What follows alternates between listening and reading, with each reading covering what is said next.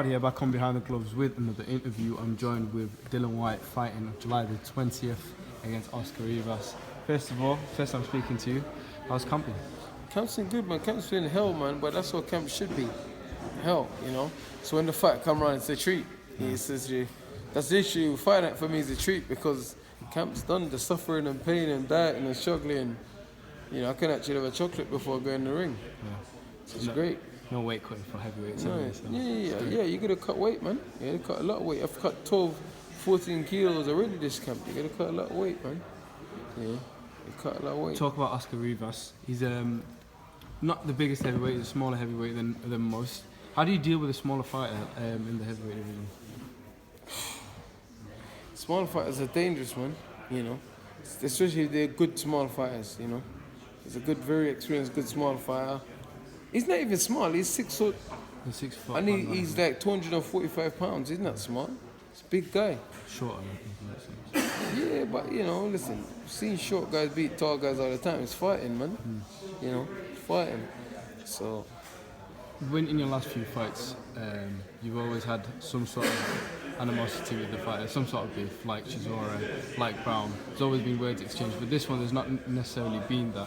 Is there any sort of less motivation when you don't? No. Listen, I live for this, man. I live for this violence and other stuff, man. I live for this. So for me, whether someone says stuff about me or not, I'm gonna punch him in the face anyway, regardless. So. I'm motivated, man. I've trained, you know, I've trained. You see me in there today. Did I see me like I wasn't motivated or anything? You know, I'm training, man. I gotta fit. I train. I've been here, what? How long have I finished training about 3 hours ago. I'm still here and I'm gonna go and train. I don't have to go and train tonight. I can just relax, but I'm still gonna go and train. Yeah. Talk about something that happened recently. Tyson Fuad had an interview on our channel. For the guys that didn't see it, it's out there, and he labelled you many different things. First of all, what was your initial reaction when you saw that? Tyson Fury needs to chill, man. He had the option to fight me, he turned it down, so he needs to chill. That's all. The facts are the facts. He could have fought me, he turned it down. So facts are facts. When there's nothing being behind it, well, doesn't it aggravate you when someone calls you such things for no reason, really? He don't aggravate me. Tyson Fury talks shit, so it's normal. You know, it's normal. Don't aggravate me at all. Tyson Fury.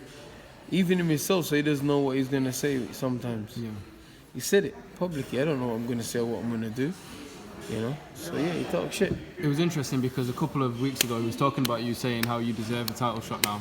And then 2 days ago on that interview he was saying... Tyson Fury is the most contradictive person ever. You know, 1 minute he says one thing, the next minute he says something else. You know, he's always been like that. And nothing going to change. He talks shit. You know? And now, when his uncle was around, his uncle had control over him and kept him properly and made him do the things properly. Now, his uncle is gone. There's no control. He does what he wants. Yeah. You know? Your position with the WBC has been there for a long time. You spoke about it over and over again. Mm-hmm. My question to you is, the fights that haven't been made, you push them to be made. You know, there's always been something that falls down. You were open to talk, negotiate with other promoters over in the US and whatnot. Is there a cut-off point with working with Matchroom if you don't get the sort of title shot within the next 6-7 months? I don't know, man. I don't know. Let's see what happens. I don't know. Let's see what happens. A lot changes in boxing on a daily basis, so let's see what happens, man. Let's see. Matchroom is trying, I'm trying. What can we do? If Wilder don't want to fight, Wilder keep putting obstacles in the way, it's not Matchroom's fault, it's not my fault, it's Wilder's fault. The WBC is allowing him to do what he wants. What about that WBO situation though, with Joseph Parker coming in last minute as well? It seems like it always seems to just happen to you, rather than most fighters in the sport. It's frustrating, but there's not much can be done because the WBO has had this rule for many years and they haven't changed it. At least they're being consistent with that rule, you know? Fair enough. Well, last question. Your former opponent, Derek Chisora, is also on the card. What do you make of the fight against Felix? It's a hard fight for him, but he's come back again after another defeat. How do you see that? This is a war horse, man. He can never write Chisora off, man. He's got overhand and he's always dangerous. And he's tough. So let's see. Dillian Whyte, all the best. Thank you very Hey, much. my fans, it's Michelle Joy Phelps. If you haven't already subscribed to our YouTube channel, make sure you do so by clicking this icon right here, or else